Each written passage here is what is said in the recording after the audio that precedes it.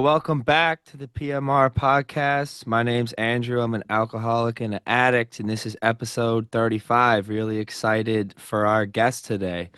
Welcome back, episode 35. My name's Mitch. I'm an alcoholic addict. Today we have a very special guest. I met her in the meetings here out in LA. Her name is Kailey, and super excited to hear your story fully. I've heard like bits and pieces before when we've talked, but we're excited to have you on today. Thank you so much for having me. I'm Kailey. I'm an alcoholic addict for sure.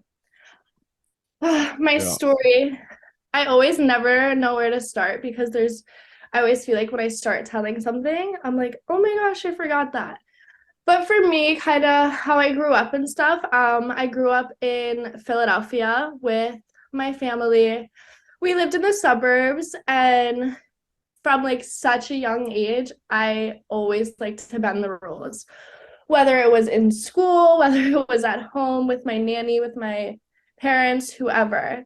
And when I was about 7 months old, I believe, we hired a nanny, and she stayed with us until I was in fourth grade. So I was almost like parented by this woman a lot more than my parents. So I didn't see my parents too much.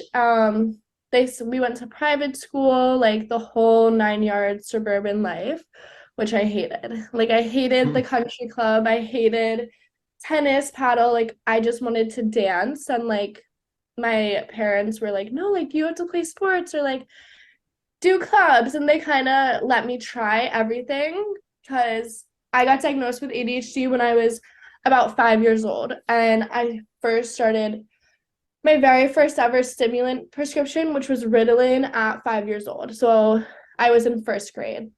And from that first prescription on, it was just such a rocky ride. I remember when I first took Ritalin, I would be like screaming, crying at night because I couldn't sleep. And I was so restless. And then eventually the private school was like, hey, like, your daughter has a couple learning disabilities and like we don't, in the nicest way possible, they were kind of like, we don't treat that here.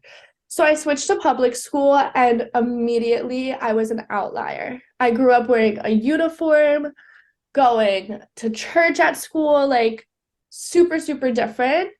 And then I switched to this public school, and like it's all these beautiful, wealthy, like kids, and they all had been with each other since like kindergarten. And the only person I knew was my neighbor, and they were a set of twins. And they like the one was a genius, and the other was kind of like super sporty and stuff. So it was terrifying. Eventually, naturally, I went to middle school. Middle school, I kind of like started to find my crowd and stuff. And then not much later, I found the group of kids that were like smoking weed in the bathroom or like stealing their parents' alcohol, that kind of stuff. So the first time I think I ever smoked weed was eighth grade. And then like I remember me and my best friend who I'm still close with, she had this like garage, but on top of the garage was kind of just like a little like hideout. And we like decorated it, and like that's always where we would go to smoke. And I took my first ever bong rip there on 420, and I fell in love instantly. My dad smoked weed, so like it never was something foreign to me. My mentality was like, well, if my dad does it and he's fine, I can do it. I'll be fine. Then I had my first like super traumatic experience that like I remember. And so in eighth grade, it was the first time I was sexually assaulted by my best guy friend. And as you know, people twist and turn things. So like I was terrified to go to school. Like it was people posted it all over social media, like it was everywhere. And that's kind of when like anxiety started to kick in. I would call my mom twice to three times a week, like, my stomach really hurts. Can you come pick me up? And eventually she kind of caught on that like I wasn't sick at all. I just like couldn't sit in school. Like it terrified me. And I always like I liked school from the standpoint of social, and like my teachers always had my back. And then it just like literally all changed in the matter of one night. I transitioned to high school. In high school, it's kind of the same thing. Like, I'm definitely smoking weed a lot more. I started smoking weed probably like halfway through my freshman year every single day, literally every single day, during school, before school, after school. As high school went on, I would like literally like we weren't allowed to leave campus during any time of the day, but I would go out and like say I left something in my car, and I would go and literally smoke in my school parking lot. Like, I did not care. Like, one thing about my using was I didn't care about anyone else or anything else. Like, it was me, me, me. And that eventually led to like such a bad mentality, because like my ego was, it seemed like it was so high, but like in reality I was such like a sad and anxious girl with so much going on the inside.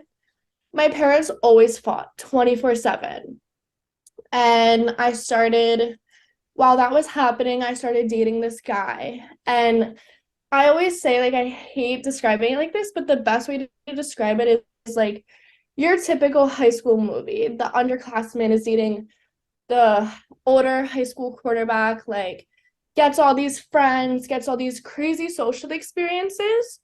So it looked like I was having a great life, like in the right crowd, all those stuff. And like I remember when I was in first transition in fifth grade, I saw like the popular girls. And I was like, I want to be friends with them. Like, that's who I want to be friends with. And I did that. They were probably like the worst group of people I've ever met. Like, they were so mean, not only to other people, but like to each other. But I liked it. I like fed into it. So I'm dating this guy, stuff at home's awful. My mom, every single day, like, I came home from school and it would be like a jewel pod on my bed, weed, a bong, like a bottle of vodka she found in the bottom of my closet. So every single day my mom would catch me literally red-handed. And that, like, my mom was my best friend, and those situations pulled me and my mom so far apart. And then my anxiety like becomes so profound. And at the time, my anxiety wasn't necessarily like your typical anxiety. I was mostly only experiencing the physical symptoms of anxiety. So like nausea, I was like, if I would be sitting still for like an hour and it would feel like my heart was about to pop out of my chest because I was stressing myself out so much. So then I started undergoing like 8 to 9 months of studies on my heart, because they're like, she's 14, like she shouldn't have high blood pressure. And that came another round of medication. So like I'm being fed these prescriptions by doctors that are stimulants. By this time, I'm not on Ritalin. I'm taking such a high dosage of like a Concerta or an Adderall or a Vyvanse, because I had been on it since I was 5. And I felt like I felt so lost. I would throw up every other day at school because I was so anxious. I would hide in the bathroom. But as soon as that bell rang and people would be in the hallways, like, I was there. Like, I always felt the need to be seen or like on my boyfriend's arm. And eventually he naturally cheated on me. It became this super toxic relationship because we kept going back to each other. But the one thing that kept me to him was he was my outlet. Like, it's literally like I would tell him everything about my parents, my friends, my family, and like plug him in. And then naturally, I just felt so much better. He was like a vault holding all of my secrets. So, like, that was something I didn't want to let go. There was never a time where I didn't feel safe at home. There was never a time like that. It was just more like I didn't want to be there. My mom was going to scream at me. My dad would come home from work. He'd be so tired from working 5:30 in the morning to 6:30 at night that he didn't want to deal with it. So then I remember I started looking, touring colleges, and my parents' relationship was just so gnarly at the time. It was like you would open the door to the house and you're walking into a wildfire. You never knew what was going to happen. I was getting screamed at every day. So my little brother is just watching this happen. He's watching me get screamed at for smoking weed in the house, then watches me walk up the stairs and goes and smokes in the house again. Like, again, I literally didn't care about anyone else. I was so selfish. So I start looking at colleges, and as that's happening, my mom and dad, they were very enabling. Some would say, I would say they were just chill. They wouldn't care if I drank. Weed was a totally different story, but like they didn't care if I drank as long as we weren't driving, we were safe, like people sleep here if they go and drink, that type of stuff. One night I threw a birthday party at my house for someone. I get in the car with two people. I crashed my dad's truck into a tree. I'm completely blacked out, completely totaled the car. Give these two people extreme, extreme, extreme injuries, like horrible injuries. And after a couple months, I like at that point in time, no DUI, didn't get arrested, like nothing. I get sued for $14.5 million. And I had no clue what that even meant. I was like, we don't have that kind of money, like whatever. But what I hadn't really realized was like I was so like extremely suicidal. I was like, why do I have no motivation to look at college? Why do I have no motivation to do good in school? And after this car accident, I finally was kind of like, oh my God, like I don't want to be alive. I don't want to be here. And I had been living like that for so long. And I like was like, that must be why I don't care. So within 2 weeks of the car accident, naturally you would think you would want to not drink for a little after that, considering how big of an event and traumatic it was. I was drinking immediately. And I kind of was like, I said to my parents, I was like, I need help and I need to go away and I need to get help. My mom like broke down and was like, whatever you need. I just don't know what to do. Like she was willing to put in the work. My dad, he looks me dead in the eyes and he goes, do you know how expensive that is? And I was like, yeah, but like I need it. So I go away for the first time to it's like a hospital in Connecticut. I lived there for 2 months. It was amazing. Like it helped with my mental health a lot. While I was there, I was 17, was the first time I admitted I was an alcoholic. I got sober at that time. I was doing step work. And one of the most, because like the first thing is always denial. And one of the most eye-opening things I've ever done while I think in my life is one of the therapists, I don't know what they call it, but he would basically do therapy in like a play or like an act. So he put 5 chairs this way and 5 chairs that way. This way was if I continued to drink and use. This way was if I got sober, and each chair was a time frame. So like 2 weeks from now, 6 months from now, a year from now, 5 years from now. And I start naming what would happen, and I get to the ends of the line of where if I kept using. And I ended with something along the lines of like, out of my house, living on the streets, selling my body for money. And I look back at these chairs and I start sobbing. And it's because I realized that almost all of these things had already happened, just not to an extreme extent. I was already texting like people for money. Had already gotten kicked out before, like already ruined relationships with my family and my friends. Like I already did that. And that's when I really wanted to get sober. I come home, I go to an IOP, and this IOP saved my life. The owner looks me dead in the eyes. She goes, "What are you doing here?" What I'm like, "What do you mean?" She goes, "They said you needed rehab. Why aren't you in rehab?" And I was like, "Because I don't want to go." She said, "Okay, you don't want to go? I'll give you 2 weeks. You fail a drug test, you're going to rehab." So naturally, what an alcoholic would do is I pass the drug test for 2 weeks, and then I go out and I get high again. she said I have to go to rehab, and it was December, so I would have been gone for Christmas and New Year's. And I was like, no, Christmas is a huge thing in my family. Like, I'm not going. Was on the way within hours of me freaking out.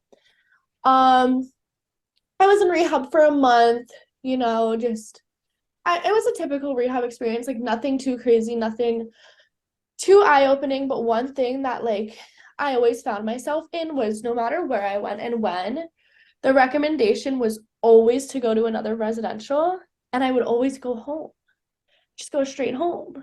Like I didn't care what you said. I know what is right for me, and I know what I can do. You can't tell me what to do. I go home. Within 2 weeks of me being home, my parents told us they were getting a divorce, which was like probably the best thing that's ever happened for us. I always asked them to do it before I went to college. We were still in that time frame because it was my senior year. And the reason I wanted them to do it before I left was so I could be there for my little brother. Instead of staying there and being there for him, I packed up my whole bedroom and moved out with my dad. I moved to basically the city of Philadelphia, and it had been probably like 3, 4 months since I left rehab. I was smoking weed. I wasn't drinking, but I was smoking weed, and I was like, I'm not drinking. I'm totally fine. Like it's just weed, like no big deal. I'm smoking weed 6 times a day, like so much. I started living with my dad.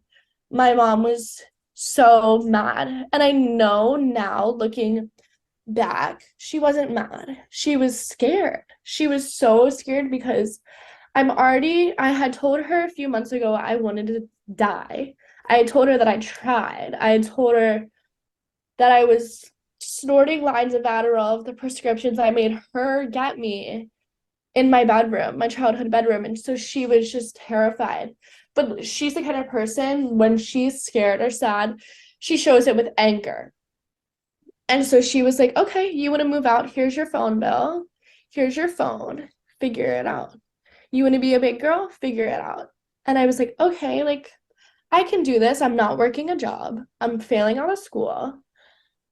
And I'm basically all alone. My dad works over 12 hours a day. So within 4 days of moving out, I started passing out. I was admitted to Children's Hospital of Philadelphia for 5 weeks on a feeding tube because I was essentially starving myself because of how depressed I was. That all of my internal organs were shutting down in like a couple of days from failing. I was put on a feeding tube. The only Up until my last week there, the only food I got was through tube feeding, which is probably the most awful thing I've ever experienced. It's so painful. It's disgusting. I was throwing up multiple times a day, but my parents had just gotten divorced. So they literally like can't even be in the same room together. And my dad always has had my back. He's always been on my side. He's always the way he would approach things, for example, like when I totaled his car that he was about to buy, instead of screaming and freaking out and being like, da da da da da, he would be like, listen, you messed up. And like, how you handle it or how you control it is gonna determine how you come out of it. He always has said to me, I've done everything you've done 10 times worse. And look where it got me, like, so I would kind of like beg him to be like, bring me a jewel pod. Like, can you sneak me in some weed? Like, can you sign the papers so I don't need to get a feeding tube? And the day that my parents found out that like my organs were failing, I didn't want a feeding tube. So I asked my dad to sign the papers to say not to do it, which was like a AMA kind of. And he said, okay. And he walked into the hallway. Two doctors came up to him and said, sir, like, we're so sorry, but like, you don't want to see this. He leaves. I get up to be like, where are you going? Like, I'm screaming. Five huge men walk in, and they literally just hold me down and shove a feeding tube in my body. And in that moment, I never felt so powerless in my entire life.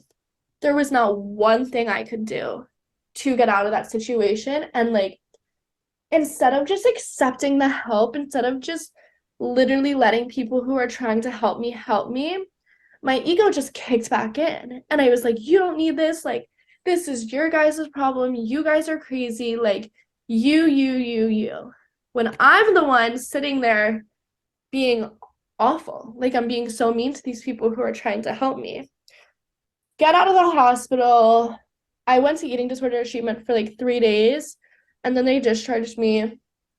I somehow managed to graduate high school, which was because I didn't have enough gym hours. So I found a doctor to write me a note to be like, oh, like she couldn't participate all year. And within a week of graduating high school, I was drinking. I hadn't drank in about 9 months, and I texted my lawyer, one of my lawyers for the car accident, because I kind of wanted that like validation that it was okay to drink. Because then I was like, that's not a relapse. Like if someone says it's okay, that's not a relapse. So I was like, hey, like how much does being sober affect the car accident, like the lawsuit? And she's like, we're really just focusing on your actions at the time. So I started drinking again. I was on I think it's called naltrexone, the injection you get that if you take like opioids or alcohol, you get really sick and you don't get the desired effect. So I'm drinking, trying to wean myself off of that, getting so sick because I'm obviously on medication that's telling my body like, no, you can't do this. I started taking classes at Temple University, which just to kind of like get a head start before I moved to Florida.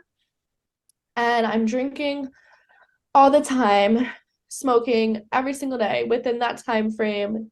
Temple actually is where my high school ex-boyfriend went to school.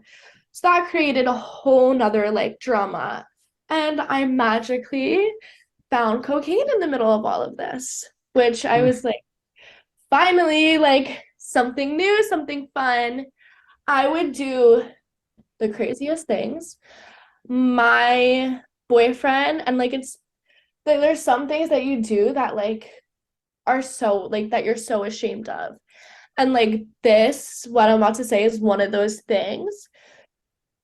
Also, like I feel like being honest and knowing how messed up it is like different. I would literally like lie to him and tell him like, oh, I'm pregnant. Oh, this, oh, that. Like I would come up with these crazy stories that were so far from the truth to make him stay.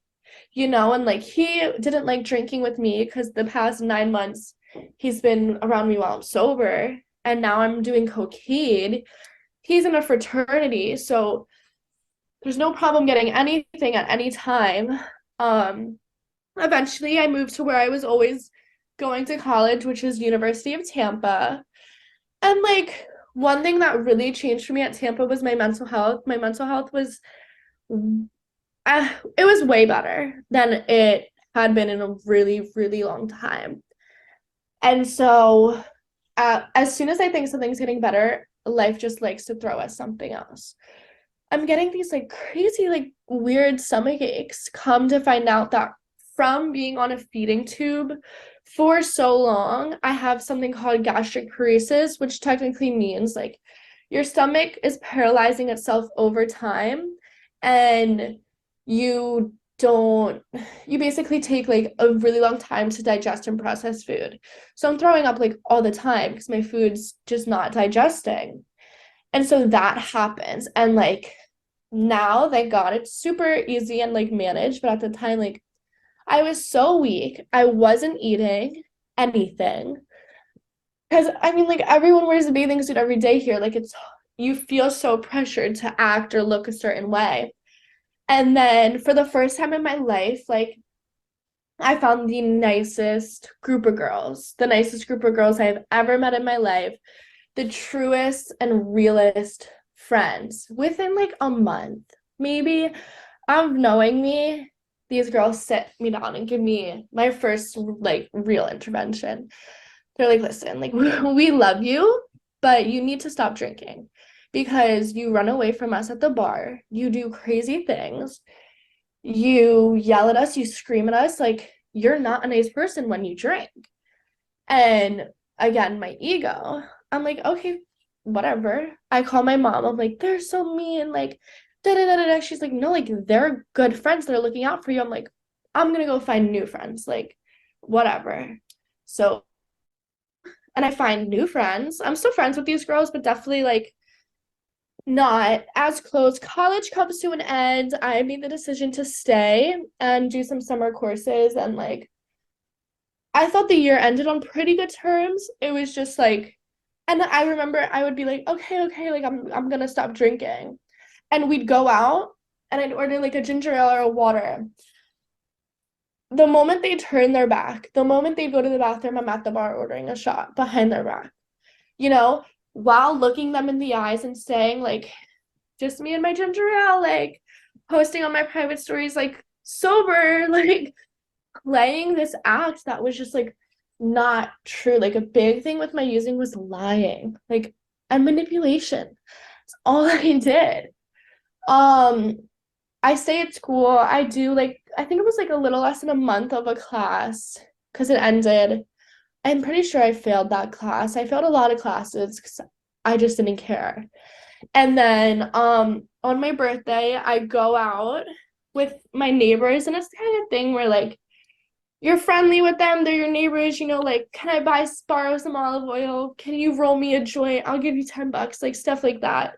They're a pretty nice group of guys. I go out with them on my birthday. Um, we're at this club and like I used to work I worked in a bunch of clubs in Philly and like one thing I'd always do is just like kiss up to all the owners of the clubs or the bouncers to like get in for free, get free tables, get whatever. So the owner of the club bought me a bottle that night. And I made the promise to myself, like, hey, we're not going to drink that much. You've never gone out with these guys. Like, keep it together. So I say to the bartender, I used to actually work with her in Philly. I say to her, I'm like, listen, like, 1, 2, 3, 4, 5, make all of their drinks with that bottle. When it's done, put it on my tab. I'm gonna order a shot and a double lemon drop. Don't give me anything else. She's like, okay, like you got it, no problem. That's all I drank that night. I was drinking like a bottle of vodka a day, and I drank very little that night. Um, like to make a long story short, I ended up getting roofied, taken by these three guys that not my neighbors, a different group of guys that were strangers, taken to their house. I was raped, and then we like basically attempted to be sex trafficked. And so my mom flies out. They took my phone, the guys, so no one like everyone I went out with is like, we don't know where she is. All my friends know. Like it's super unlike me to like not post something or text someone, especially the day after my birthday. So my friends were absolutely terrified. My mom eventually gets here like 12 hours later. I go and I do the kit. My roommates called my mom and were like, hey, like, have you talked to Kailey? Like, we haven't heard from her, nothing. And I explained to them what had happened, and I will never forget my one friend. Like, she started crying and like when I would talk to them, I would keep it together. And it was so weird. Like that, I think the day after or like 2 days after, it was like I was back like that. Like nothing ever happened. I was happy. I was jumping around. I was living a normal life with a boot on my foot. Like it seems so I just like kind of like I think I just was suppressing it and she started sobbing and she's like, I'm so sorry this happened to you. You don't deserve this, like all this stuff. And like for so long I blamed myself for it. I was like, look at what you were wearing, look at how you were acting, look at this, look at that. Eventually I fly back home. I don't take my second class. And my dad, like, he can tell when I'm down, he won't be as hard on me as like clean your room or whatever. So I'm living in a pig pen essentially for a week. And the crazy thing is I'm doing the same things, just in a different state, at a different bar, with a different group of people, but the same behaviors that are continuously leading me to these horrible situations. Um, I get a job as a waitress. The restaurant was super chill. We could go outside and smoke weed during our shift. They wouldn't serve me because I was underage. And but what I would do is I'd get say I tip out only 15 bucks, $7. I'd take that $7, walk my butt across the street and drink until I was blacked out. And I'd say to them, like, I have 15 bucks, like that's all I'm drinking. I'd rack up a $140 check.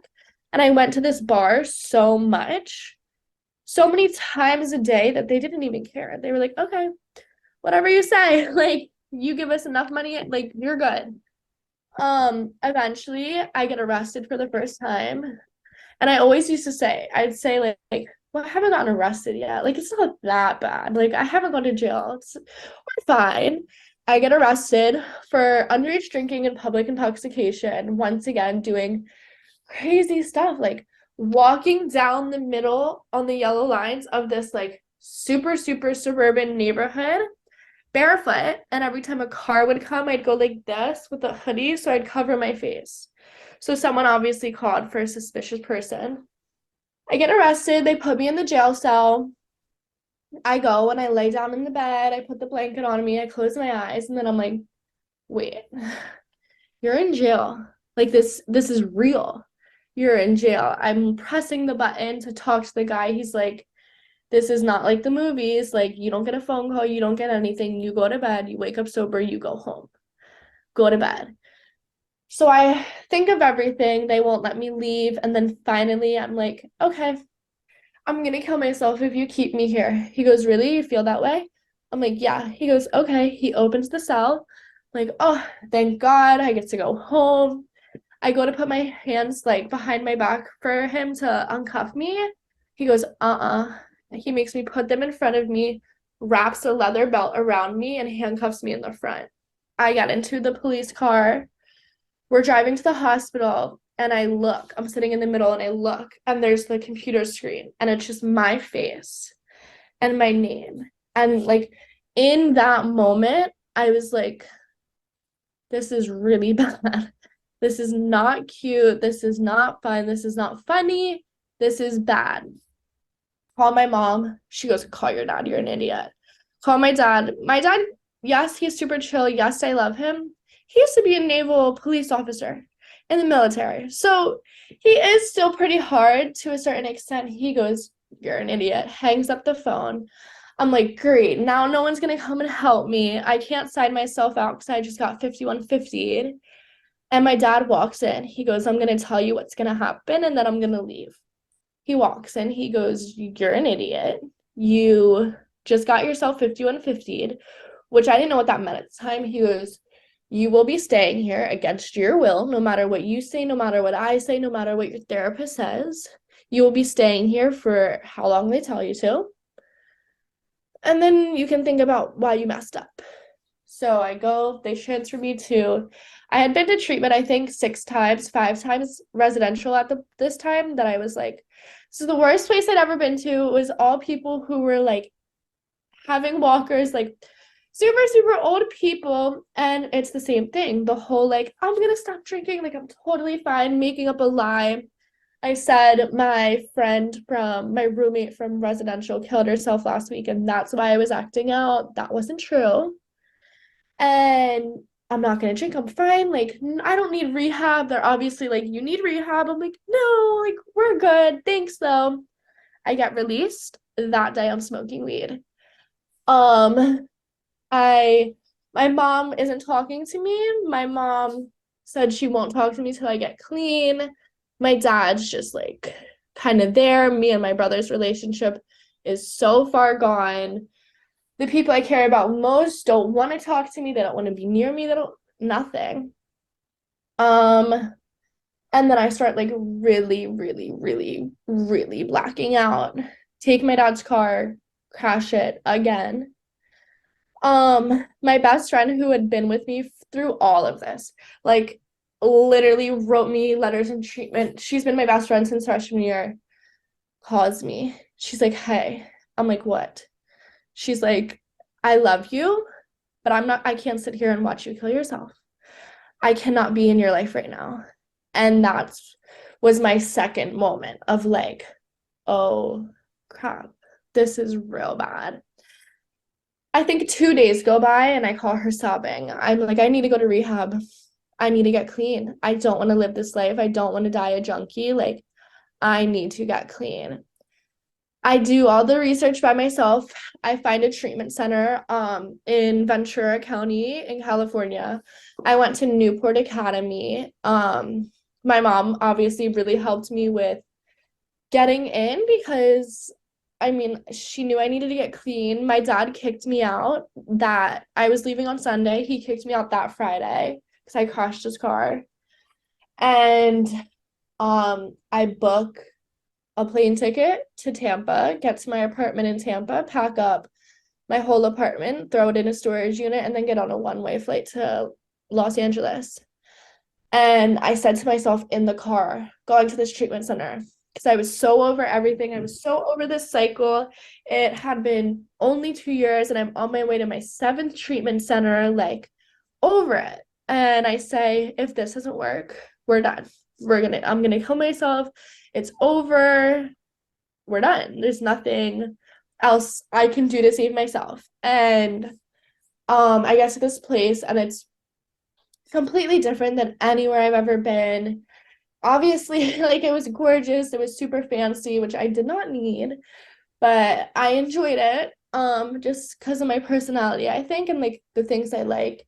The therapy they did wasn't a rehab necessarily, it was dual diagnoses, so they kind of treated everything. When I was there, this was one of the first times, besides to a police officer, besides to my therapist, besides to a detective, that I sat down and like not just told the story, but superly like debriefed what had happened on my birthday. And one thing, me and my mom has always gone to the parent groups, has always done what they recommend at rehab, has always done the family therapy. I made the decision that I only wanted to do therapy, me and her. Like me and her, that's it. And within these 4 or 5 weeks, me and my mom somehow went from not being able to be in the same room for more than 10 minutes to me being able to stay in her house for a week. Like we became best friends again because we just really had to sit down and break down like everything, like certain things would throw me off, like how she would ask me to do something, like little things, but at the end of the day, like I wasn't acting fair nor right, so she acted in a way of fear. And it took me a while to realize that. I wrote a really long letter to my little brother to now, like, me and my brother actually have a relationship, and it's so amazing. He's my only sibling. He's my little brother, and like I look out for him more than anything. And then it gets to the time where it's like, okay, next steps. What are you gonna do? I go, I try to get sober in Philadelphia. That didn't work. And I also have no friends. Going to my college town to get sober sounds like the stupidest thing I've ever heard. Let's stay here. I stay in LA. I go from Ventura to Venice Beach. I live in a sober living for about 4 months. From there, I transitioned to a sober apartment, which was super dope. I really hope like in the next few years they start becoming more popular because it was like it's cool having your own freedom, being able to come and go as you please, do whatever you want, but you're still held accountable by a case manager and a drug test.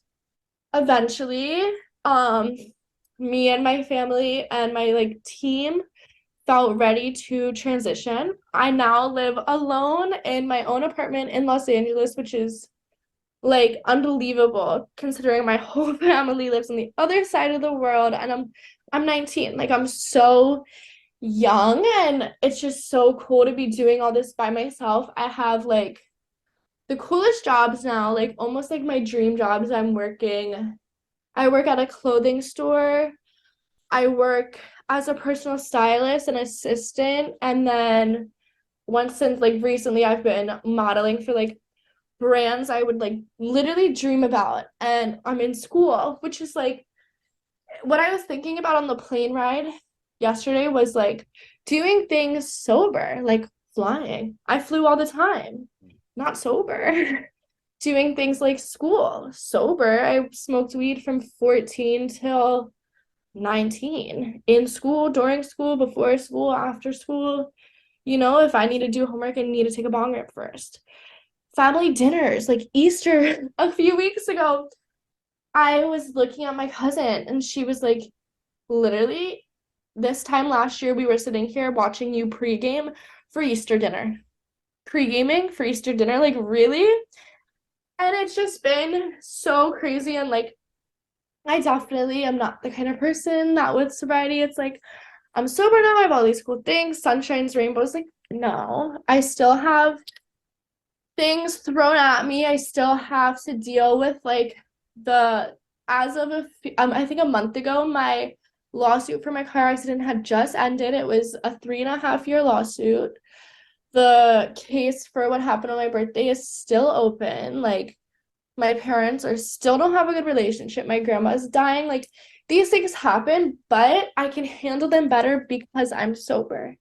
You know, like the other week when I was with my grandma and like just watching how weak she was, she's my grandma's my best friend. She wrote me a letter every single day, all 7 times I went to treatment, to the point where when I leave, I'd get a bunch of mail at home because they would still be coming to the facility. And after I saw her, I just wanted a drink. I was like, I just want to drink. I just want to smoke a blunt. Like, yeah, I do have some cool things, but like I am 9 months tomorrow, and like in these past 9 months, I have driven to the liquor store. I have gone to the dispensary. I have actually gone and bought weed. But then having that willpower to throw it away, to flush it down the toilet, you know, like to watch all the vodka go down the sink.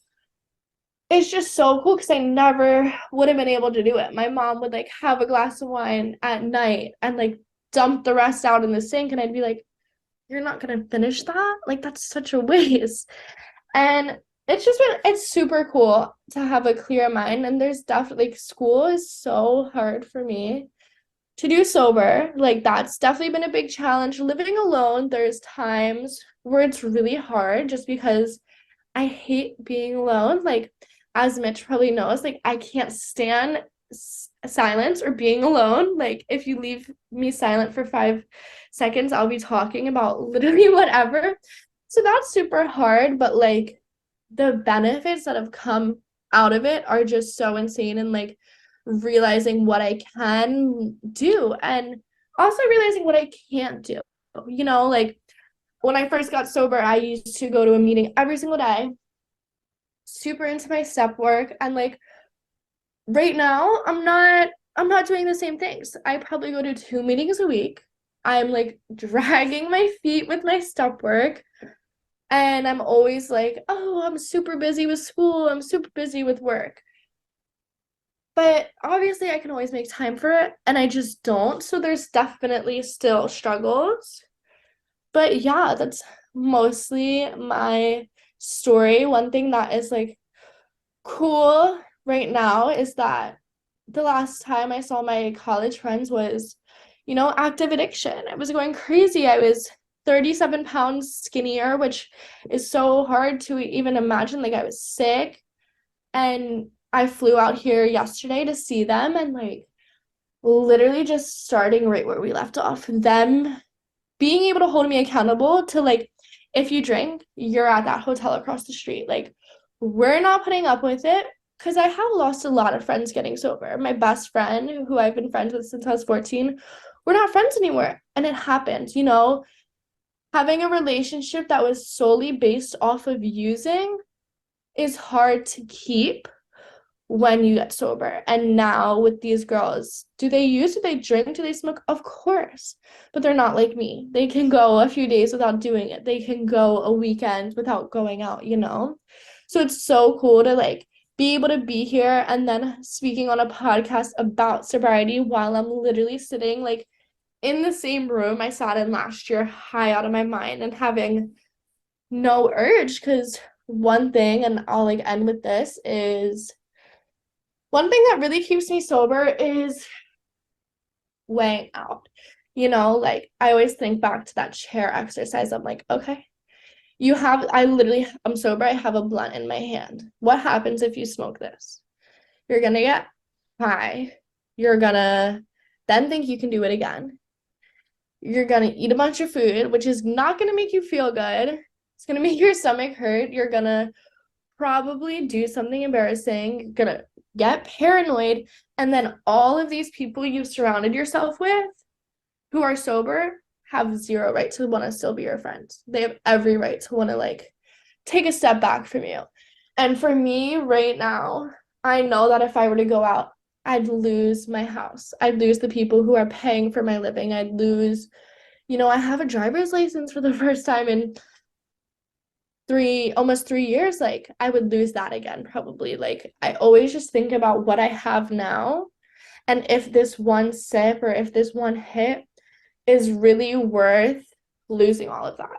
And most of the time I'm able to get myself out of it because the whole like for me it never works. Like if you don't do it, if you still want to do it tomorrow, then you do it.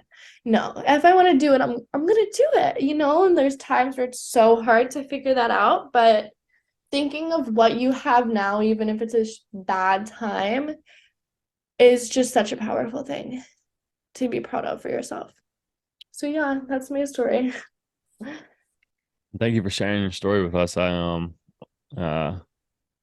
was wild to sit and listen to the whole thing because we never really went over everything. But I'm sorry some of the things that happened to you, and your story is I'm sure there's a lot of people that can relate to your story. I relate to your story too on the Adderall and Ritalin thing. I was doing all that very early in middle school, and it's interesting to see how many of us were prescribed for the ADHD and got the stimulants at an early age, because I think, at least for me, that like set the course early. Mm-hmm. But also like I got sober when I was 20. So in terms of that timeline, we had a similar like jumping off high school, middle school, started smoking in 8th grade also. Started abusing all those drugs and alcohol in high school and going into college. So I definitely relate to you on that. I think that's why we connected initially. But I do want to ask you, like, this time around, what do you feel like? Because you talked a lot about, I like that chair exercise that therapist was talking about, like looking forward. But for you, like, what makes you for like you personally, what makes you want to stay sober at this point? For me, one thing I get asked a lot, and because I think like we're super young, is like, do you see yourself not ever drinking again? You know? And I always say, I've never said that. You know, I've never said I'm never gonna drink again because that's not true. I could end this phone call and go get a drink. I could go get a drink tonight. Like, you never know when it can change. But what I do know is that this is what I need right now.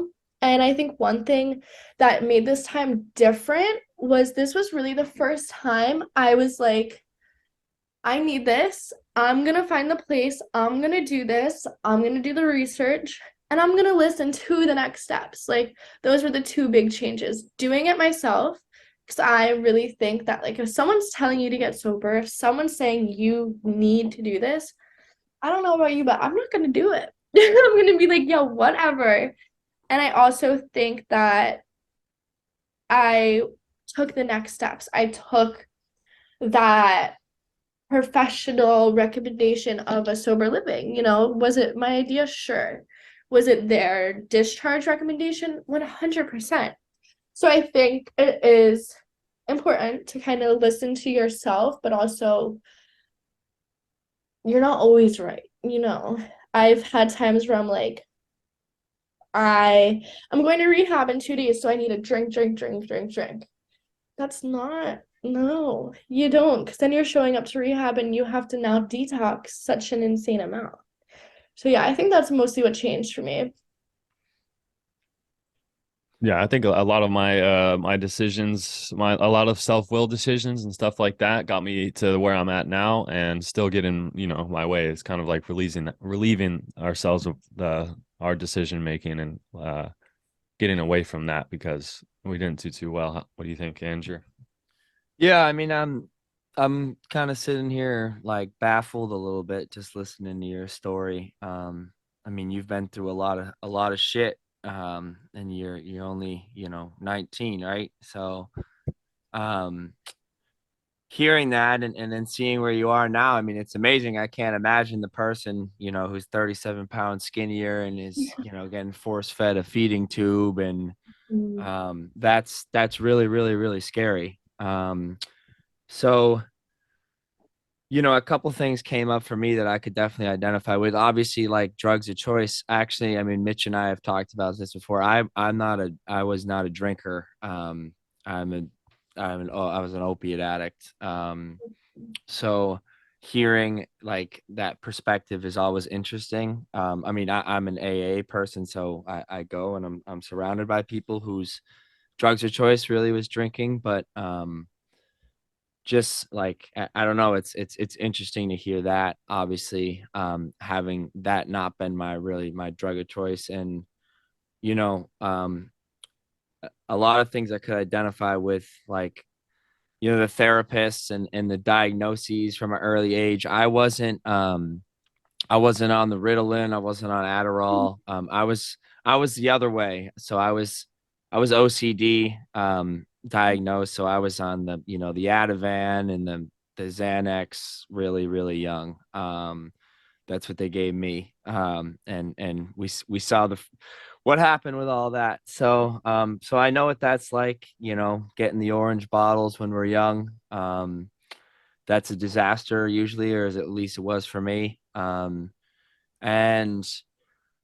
you know, something I really, really, really could identify with was how it was for you in school. Like I hated school. I was real anxious all the time. I wanted to go home all the time. I faked sick, or I hid in the bathroom, or like and then the same thing, like, but when the bell rang, like I wanted people to see me. Like I was like, I need to be out there. I need to show face. I need to be with the popular kids. I need to, like, I was an athlete, so I needed to perform in sports. Like, so although I was like dying inside every day, like having to go to school, like I told when you were saying that, I was just thinking back. I was like, yeah, school was hell. For a lot of reasons. Obviously, like the kind of the trajectory you went with, when you started smoking and how it progressed for you, like that was what it was for me. Multiple times a day. By the time I'm in, middle of high school, I'm sneaking out during class and between classes and at lunch and after lunch and before practice and after practice and before bed and halfway through my nights. Like it didn't matter when. It was always happening. So a lot there that I can identify with. And you know I when I hear your story too, and I'll shut up after this, but like you're 19 years old. I got sober when I was 23. I'm 25 now. And I was a weed smoker. Again, like alcohol wasn't really my thing, but it was weed. And then, around your age, maybe a little younger, it was cocaine and the prescriptions, and then it was hard opiates. That chair exercise, like you did with your therapist, like, and I'm not like trying to speak from a soapbox right now, but I think Mitch can agree with you, agree with me. Like, the bottom is always lower than we imagine. For Like, sure. you know what I mean? And, you know, if you go back out, if I go back out, I'm not going to be, I'm not going to be, just smoking weed. Like, very likely it'll end with an overdose death. And the same, I think the same goes for any of us, right? Like, we don't go out and we don't do the same thing that we did. When we go back out, it gets worse. This is a progressive disease. And that's the way it is for me. And so what I hope for you is, like, you recognize, like, when you go out, you're not going to be, and not saying you will go out, but like, if you, God forbid, you were to go out, it wouldn't be, nips of Fireball. Like, things get bad quick. Yeah. And they have for me, when I've decided that, I could use in safety again. So seeing you catch it now, like, and with, like, literally, like, kind of glowing, like, on the screen and smiling, and like you're visiting your friends and you live in LA and you have some cool jobs, like, that's a really impressive thing. And I'd hold on to that shit. You know what I mean? And one last thing that you did say is, like, you started by going to a lot of meetings and you still go, but it's hard and you're busy. Like, you got a lot of other things that are on your plate now. Somebody a lot wiser than me told me, because I've gone through a lot of the same stuff, like meeting attendance dropped and I'm dragging my feet with the steps. Like, um, if I let go, if I put anything in front of my, like, sobriety or my recovery, I'll lose it. Like, that's what, like, I'll lose it when I lose my, like, anything that goes before recovery is lost as soon as I pick up that drink. So I always have to tell myself that when I get stuck in all the shit I have to do today and all the great jobs I have in school, I'm in school as well. Like, none of that really matters if I'm not sober. All of that goes away. So it's been a privilege hearing you. I'm really glad that Mitch had you on. Thank you so much. Yeah, I agree. Whatever you put in front of your recovery or meetings, you're gonna lose one of them. Most of the time, you're gonna lose both. Hmm. Well said. Yeah, definitely. Yeah, I think that it's so hard, like when getting sober young, you know what I mean? Because it's like I was just talking to a guy a couple days ago or yesterday also that he was like he's getting sober on a college campus here, and he's like a junior, and he's like, my roommates smoke, my roommates drink, like it's a party campus, yada yada yada. Like, I don't know how you did it, and like it's really hard. Like there's so much going on, especially when all of your peers near your age are drinking and drugging and partying, and like, we have that like voice saying like you can do it again, but like really to echo what Andrew was saying, like it's so true. Like I've heard that the longer you're sober, your addiction and alcoholism and whatever it is, has just been doing push-ups. Like, it's like locked up doing push-ups. And I loved hearing that one because it was like when or if it ever comes out, it's coming out swinging. And that's always kind of kept me have an honest fear of that coming back. But yeah, I do really want to thank you for coming on, and thank you also because Andrew, you don't know, but she might be cutting herself short on the meetings and stuff like that thing that she was saying, because she's the one that's been pushing me to try to go to more young people's meetings out here. And like, she'll like text me every Thursday to try to see if I'll go to some of the meetings here. So I really do appreciate you doing that. Because that does help me a lot, and I should be going to more meetings besides my one home group a week. So I do really appreciate you, and I mean that. And thank you for coming on. This has been awesome to sit here and listen to you.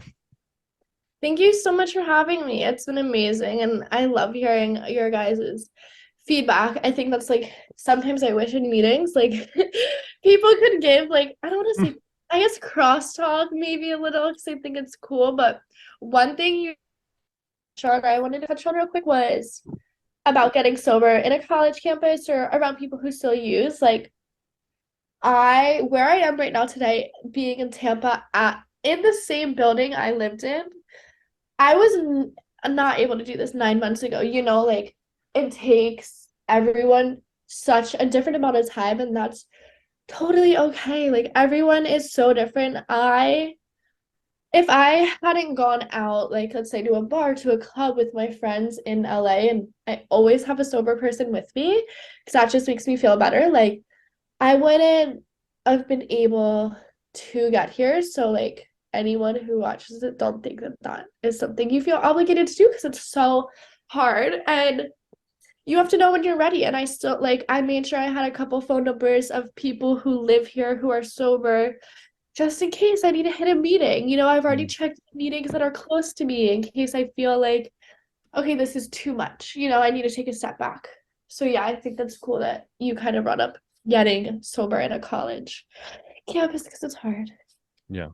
No, that's smart. I feel like my first my mom moved to a different state when I was in rehab. So when I went out and came back and did IOP and all that stuff, didn't know anybody. But like that story you talked about, like buying weed and in recovery and shit like that. Like I remember I went to a store into a gas station after a meeting and grabbed a twisted tea, or like I didn't grab it. I opened it and was like reaching for it.